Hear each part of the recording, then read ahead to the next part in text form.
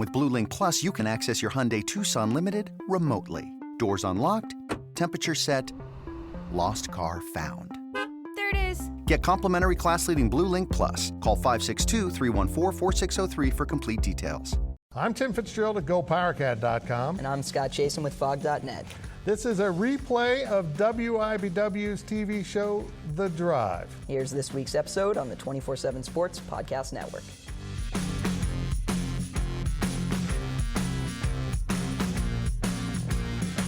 Good evening, Wildcat and Jayhawk fans, and welcome to The Drive, sponsored by Briggs Auto Group.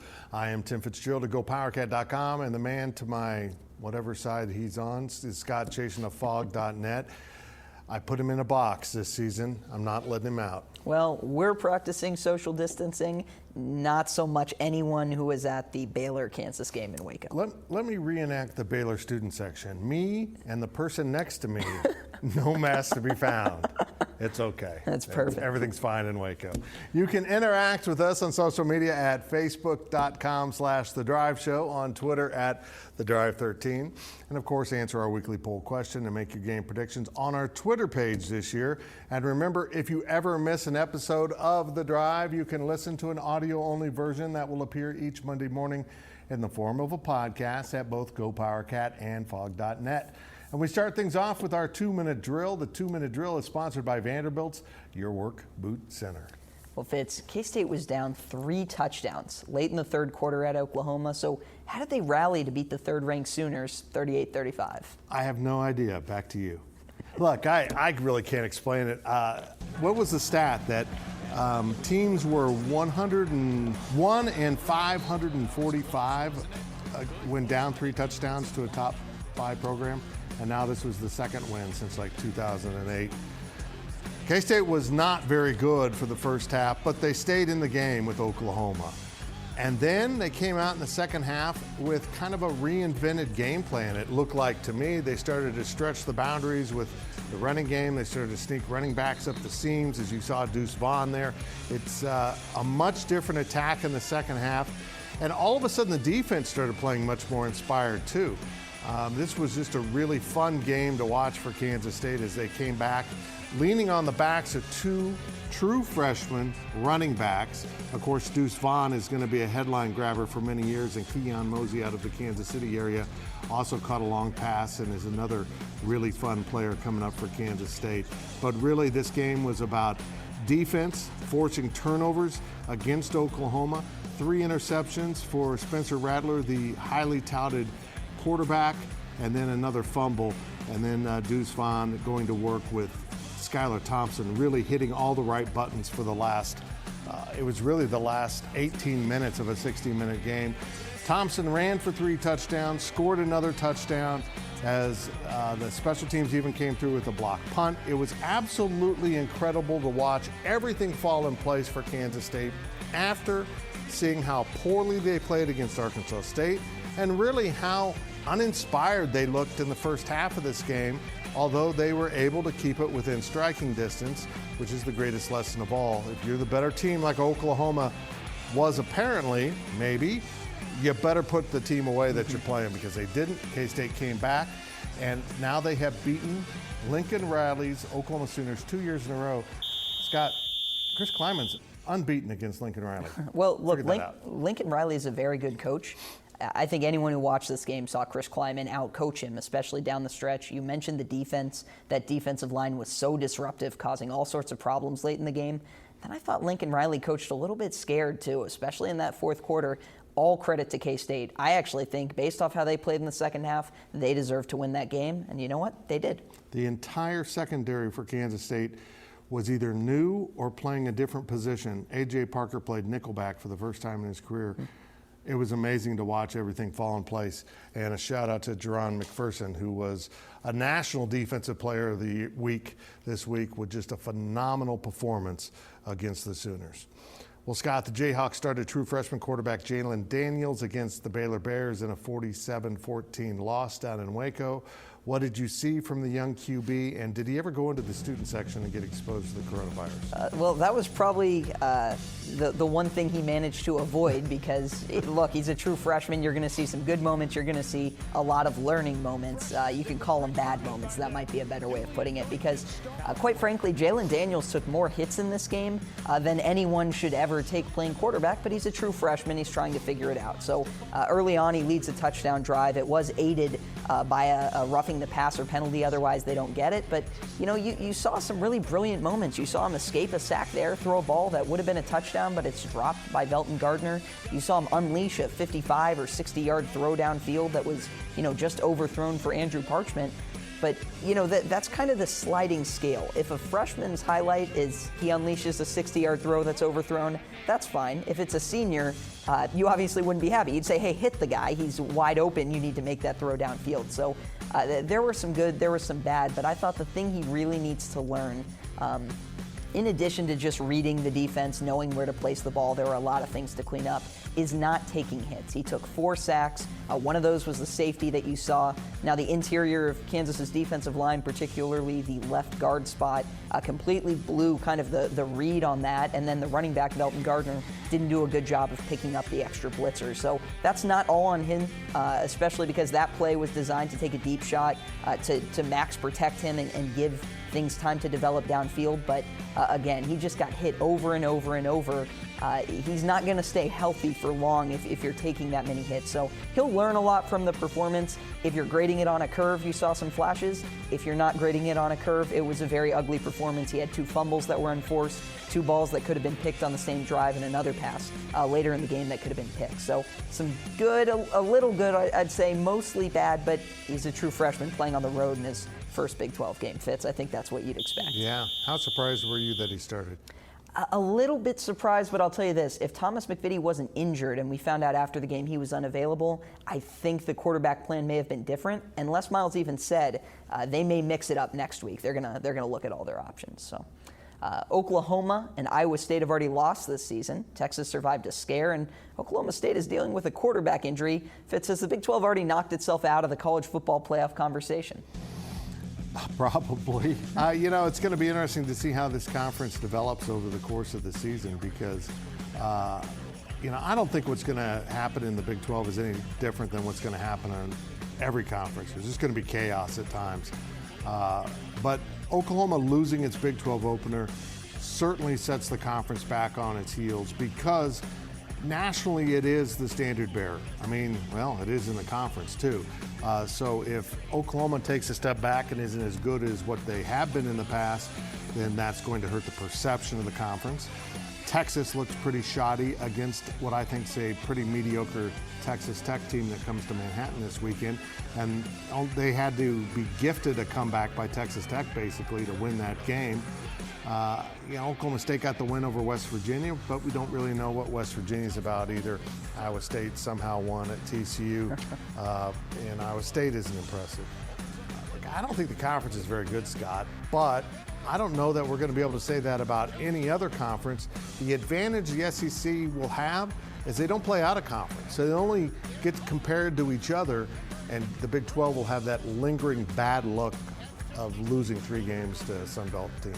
Yeah, I think much of what you said is true. I think, across the board, you're probably going to see conferences struggle. You're probably going to see more teams in the playoff with, you're going to see more losses with the teams that do make it to that point. But I will say this, what I saw from the Texas defense was so completely suspect and borderline shocking.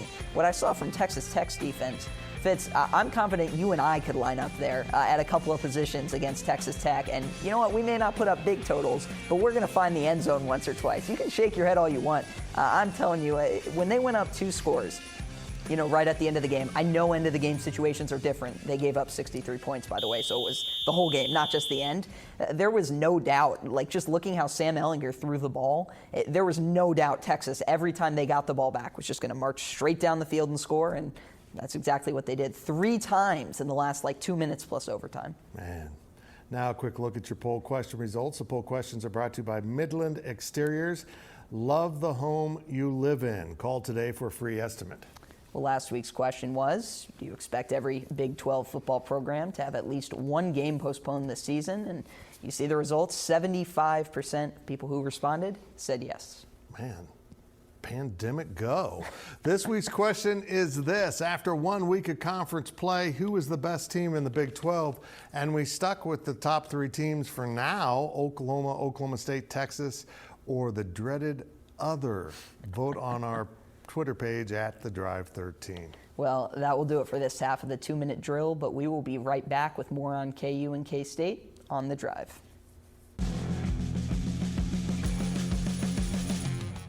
My days working, taking care of my little ones can be a lot. I checked out care.com and it was so easy for me to find local, experienced, and background check sitters. Finding our babysitter was way more affordable than I thought. Care.com makes it super easy. Search for qualified candidates. You can view their profiles, read reviews and ratings, check their availability, send messages directly, and get the help that you need. Care.com should be every person's go-to.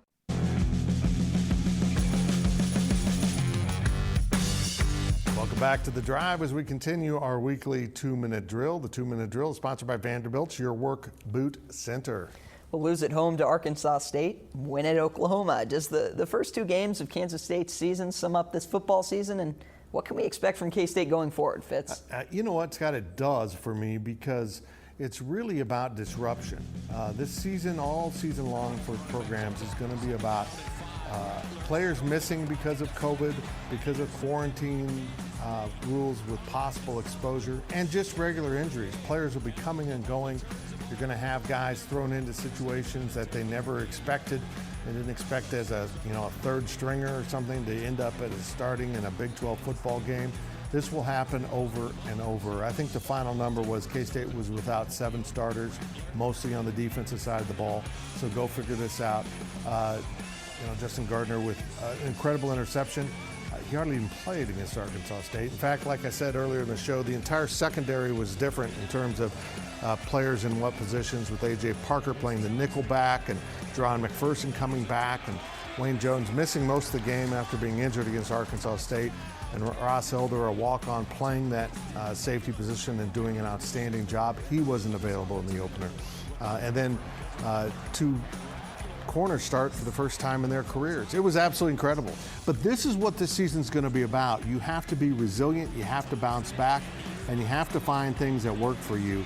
And if that includes featuring a true freshman running back like Deuce Vaughn, because your starting running back, Harry Trotter, is also out for COVID, then it just becomes very interesting. It almost has a degree of fun, like Christmas morning. Let's see what gifts we find in this game. And some of them might be a tie, not literally like on the score, but like a really disappointing gift because the team doesn't play well, which was Arkansas State.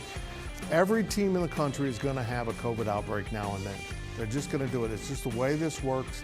And if they're doing it right and following the rules, which is a big question to me, and they're actually quarantining people that might be exposed to the virus to keep your opposing team safe, then a lot of guys will be out at times.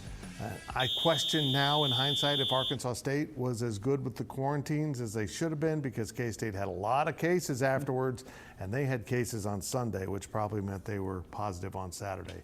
It's going to be a weird season.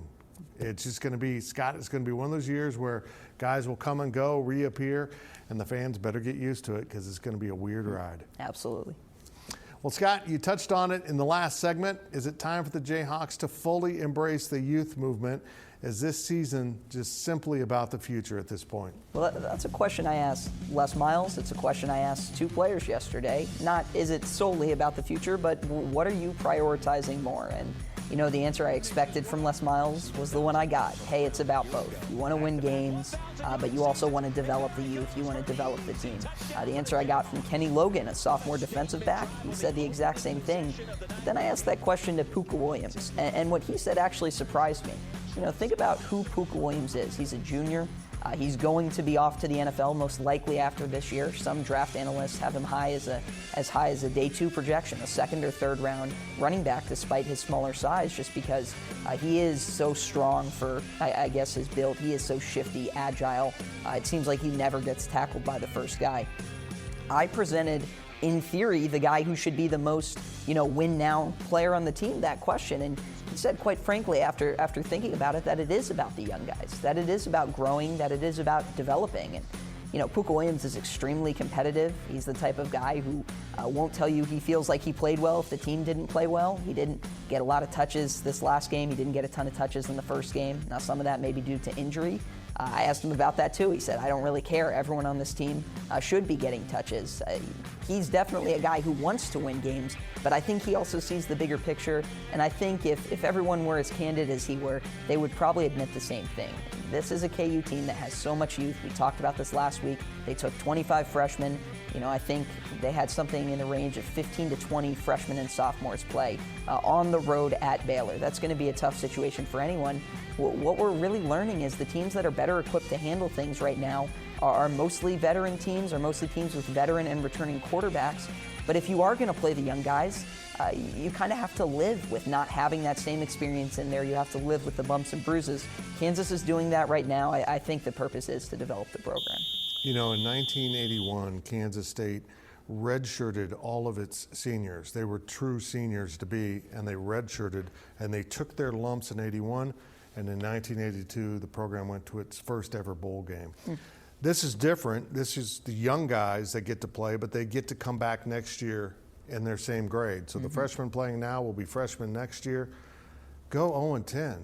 I mean, play the guys that you really need to play to be competitive, but play those young guys. Let them get experience, and it's almost like free reps. It's absolutely incredible what this season could mean for a program like Kansas. Yeah, I agree. And now we step out of bounds. Out of Bounds is brought to you by Copeland Insurance Agency, part of your community for more than 60 years. Well, Brock Purdy of Iowa State certainly wishes his pass went out of bounds Saturday. The Iowa State quarterback was wrapped up by TCU and still tried to throw the ball away in one of the ugliest turnovers you'll ever see. Can you compare anything you've ever seen in football in person before to this? This was unbelievable. Yeah, I can only think of two moments of games I've covered that would even come close to this. The first was, I believe it was Montel Cozart, I'm sorry if I'm throwing him under the bus and it wasn't, who was trying to spike the ball to set up either a game-tying or game-winning field goal against an FCS opponent week 1 and fumbled the snap, had to fall on it and time expired. The second one was actually a Kansas State game. Kansas driving for the win, I want to say down 4 in Manhattan. And Peyton Bender, who had a wide open screen, a guy wide open on a screen, who in theory could have took it pretty far, maybe even gone the distance. And the ball just slipped out of his hands and it was a fumble. I'm pretty sure K-State pounced on it and won. That play by Brock Purdy, who I think is a good quarterback, is one of the most insane plays I've ever seen. I spent a long time yesterday trying to find an interception. That was technically a fumble. That was worse than that. Could not find one. That may be the worst interception in the history of football, even if it doesn't count as an interception. Side question, he's an NFL prospect. Does that hurt him? Because I think it does. That is a horrendous decision to make as a quarterback. Yeah, it's just crazy. I mean, you're getting wrapped up. I can't think of a single reason you would even let go of that ball, except the lone exception. It's 4th down in the 4th quarter. You're down by a touchdown, 10 seconds left. Yeah, just throw it up. But no, that was a wild decision by a veteran quarterback. Crazy. That Matt Campbell magic is real. It's incredible. It was something. It's fun.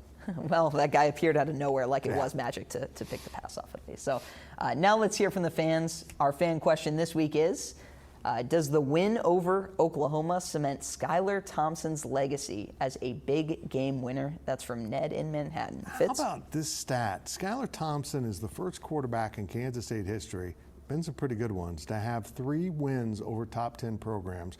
Of course, 2 of them being Oklahoma the last 2 seasons, and previously Oklahoma State, 2 of them on the road. So for all the criticism that Skylar gets from fans, and sometimes he is not as good as other times, he wasn't particularly good against Arkansas State. The guy does win big games. It's kind of amazing. If he can find more consistency, that will really cement his legacy in K-State fans' eyes. But the roller coasters, if you're a fan, aren't fun. If you're at a roller coaster park, they're a blast. But when it's your quarterback, it can be a little maddening. So really for Skylar Thompson, he's got to find more consistency But boy, he was good in that second half. One of the most underrated quarterbacks, in my opinion, in the Big 12, maybe in the country. The Big 12 at times could be a league of overrated quarterbacks, but I think he's certainly on the underrated side of things. Yep, I agree. Well, remember to ask us your questions on our Facebook page and on Twitter at The Drive 13. And when we return, we will look at our predictions here on The Drive.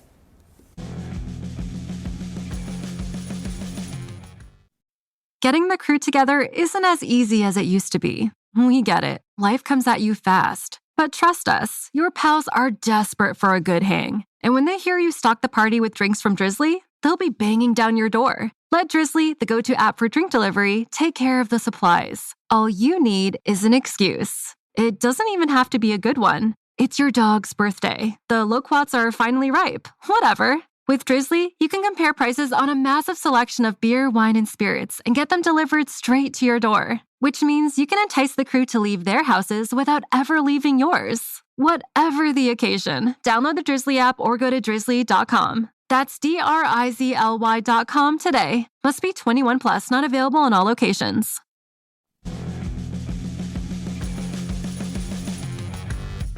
Welcome back as we head down the home stretch of this week's show. Now it's time to take a look at our predictions. Predictions are brought to you by Patriots Guns in Manhattan.